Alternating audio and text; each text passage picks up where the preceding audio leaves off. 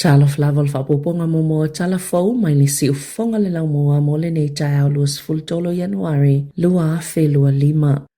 Wa whaamaonia le warehouse ana fuafuanga i tāpuni ai la lātou whale uloa le o ngā tutonu. O le taulanga i Wellington o nei atangia mai e le toi whaafowina la lātou lisi na amatau na tatala ina ma whaangalue ina lea la le warehouse i Tory Street talu mai le tasihiva i wawha. Ma e lata i le tausanga o tāpunia o na o se muna a fia ia a perila lua whelua tolu ma Sāmoa o mia i le toi whaafowo le whale. E mai a le lisi i le aso tolu se fulo iuni lua whelua 5 sa whailo atu ele landlord o le ale i se tala noa ngai toi whaafou le lisi. O na uayaini a lātou fuafuanga fou mō le ele na whaalia Shane Nalda o le pūlenga le warehouse. E whainga tātele le sa ilingo ni no whangai mo miaina mō la lātou company lea vaenga le o ngā tutono Wellington ma ele o se tali lea nao lātou nau iai. O lo o whaawopia le au nanga ma o le aso muli e titalai mō whaataunga o le aso tolus fultasi o me lua whelua 5 pe ona lipotia ele leite o New Zealand.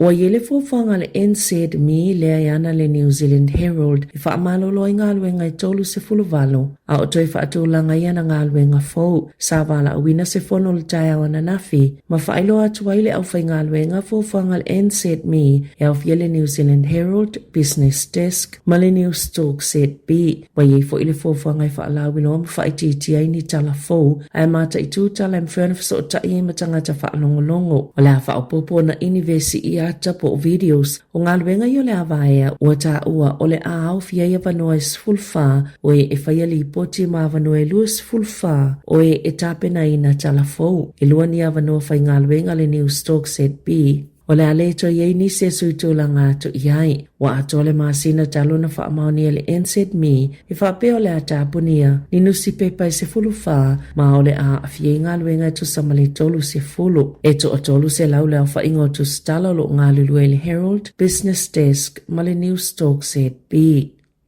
E loloto lava ni langona mamanato le Savia mapalemi o New Zealand Jacinda Ardern. O le afa ala ulo ila na tusi le tatalaina le masino yune tu sai mali poti. O lo ta ua. O le afa ilo ini taimi ta ua o la na taita inga. Fa pei mau ili ilinga o la na fai unga na fa se ese ai. Male tofinga palemia. O le tolus fulfitu tau sanga le matua o Ardern na avei mapalemi o New Zealand. Ia o ke topa lua afes fulfitu ma avei oia matamaita i pito silio na la ititi le lanlangi e taita ia se whainga malo. Na whanaula na tamateine o nivi a iuni le tau sanga na soai. Na avei fo i oia mataita i momo se atunuu i le lata i le tolu se fulu tau sanga na whanausa na tama a avei mataita i o se atunuu. O le ingo le tusi o la whaalauloa a different kind of power. Na whaalia Ardern o lea lofa e mawhaio na whaiaini mea titele na ia wa aia na maua i tangata le wha moe na suia i o lātou mawhauwhau ma suia i o lātou soifuanga o se tasi o vaenga o loo au fia i le nei tusi.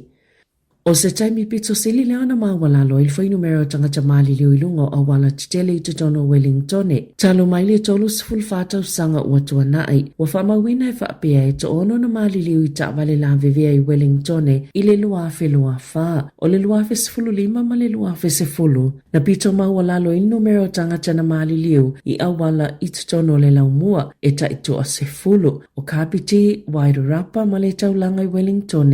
E ta ito olua na mali liu le tau sanga talwai, aloha hat, apahat, maporirua, e le aisi soifua na mau mawai. I tutono tau sanga e 5 ua tuanai, sa pito sila na mawalungal fai numera o e na mali liu i Wellington, i le tau sanga luafe lua tasi, mai to a lua se fulu. Na whaalia Dylan Thompson o le AA, e le oilo le leile mafua anga ua po uele numera o e mali liu ilunga o wala tutele, i le luafe lua faa peitai, o le si itia o le mata i tu le lea leo avita vale ona na ama le sawa, a tono na fisosani tele fa ititia le fai numera. Wa tau le theo i fo itangata pe a le lava le whaasoa o le telingese o le ola o le tamao ainga ma le taungata o le soifuanga a tono ua tau le mana na o itangata so ona wha o ngā la tau ta vale ai whaalu tupe nisi mea o ngā peo na whaalia e Thompson o au kilani e to o tolu se fulu ono na maali liu tau sangata luai i awala titele ai to o tolu se fulu iwa i Canterbury.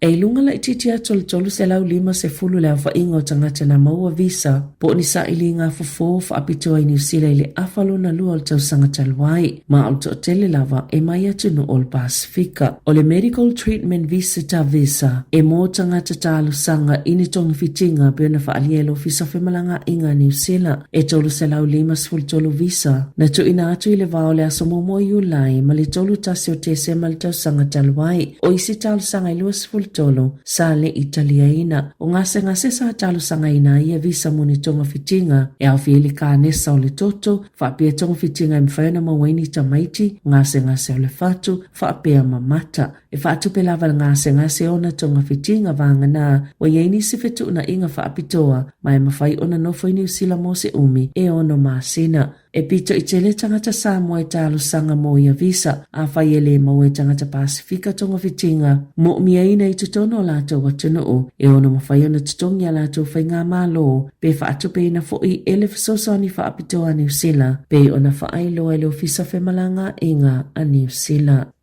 E iei fo isa tasi tina ua mausa na pili po se ai Tala Fou tele e tutongi ona olele sa o wha amaunga na wha ilo ilo fisa o la fonga mo le working for families po o tupe maua mo mātua e maua la lalo tupe maua a iei whanau lalo i folta isfulu valu tau sanga le mātutua o wha atonu ina lea tina e tutongi le whaasfulu fitu wa whetala o lo wha sol peo na longo ina ni mātua le li teo New Zealand e wha amatala i ai le wha afitau li lava le tasi na afiai i latou o taimiri stala ile whanau se tamaititi o lo latou lava manato o whaamaumaunga ia latou titu ina atu mo le pepa whanau e whaonga pe a whaia latou talo sanga mo le working for families ma misia ia i latou pele saawai o na maka le pusa e tau atuwai ile ofisa e ia latou pa anga po taito alua na ta uaile tina sa tau mawhai e whina we whaatatau lea pili tele peita ina popole e leona whaonga ai o lana kiwi se vai whaamamai lana ai Tala Fou pe a whai le manuia lana whinau. Na sauno le minista o tope maua Simon Watts o se mata o pulava le whito i tonu ma le ofisa o tope maua wa umafo ina fautua ina o ia e whaapea ila i titi lava se numera o le au whaila fonga o lo oa awhia ai.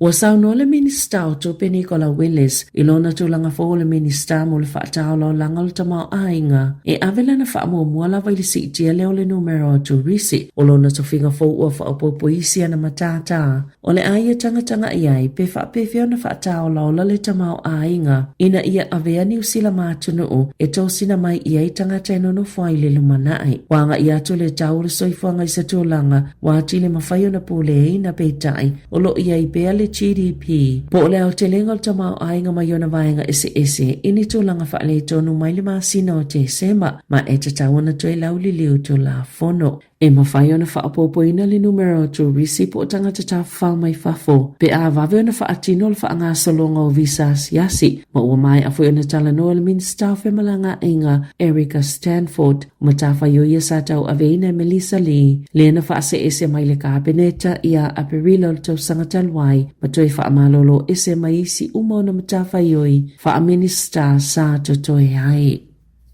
Ua whasilsila le Netflix o lea si itia latou tau i le tele lava oe o lo whaongaina la latou au nanga i te tonu o le United States makanata. Ina ua li potia li tu samalisfulu iwa miliono o tangata fo ua restala pe whaongaina le Netflix i te tonu masina e tolu muli o le lua awhilua wha. Ua tolu se lauma le 2 miliona leo whainga o tangata i le stala. Pe subscribe i le Netflix i le laulolangi. Ma o se taimi momo upito si leo tonto o tele tangata e whaongaina le au nanga wata. Ma polo kalami ese mata ai. Na whaali le Netflix. Ua mafuale si itia maa walunga o tangata fo e mata. Ona ole fusu anga Mike Tyson ma Jake Paul i le masino November. Leana mai moina le se lauma le 2 miliona o le laulolangi. Ma ua whaamawina o se taalonga ilunga upenga ta whailangi ua pito sili lona to o tele e mai moina. Sa toi whaasalala wina le Netflix ni si taalonga se lua i le aso kerisimasi. O le NFL sa mai moina le to o tolu se 10 miliona. Na si itia fo itanga ta fo e restala. Ona ole vaenga lua le ata wha asolo e ta ua le Squid Game. Leana o atu le to ono se 10 miliona. Na mai moina le vai aso mua. O le amatanga fo i ole masena nei. Na wha upopo i fo i le Netflix. Wha asala launga tu usa au le ta alonga upi inga le WWE Raw. Ipo o asonga fua.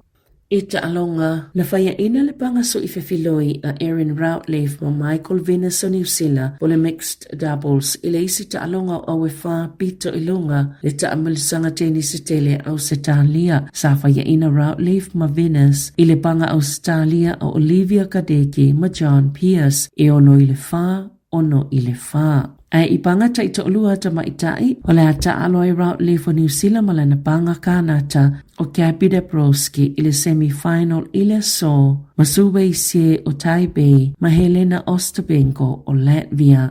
Na tutusal ta alunga le vao le awa o kilani ma le Adelaide United ile ta amilusanga le soka le A-League ma ua toi tulanga momoy le Auckland FC ile fa atulanga ngau awu le ta amilusanga ile taiminei e ta ilua aina maua e awelua ile ta alunga ile poa na po Tala Fou ia malisi ufonga le lau mua mo le nei vaenga o le tai au.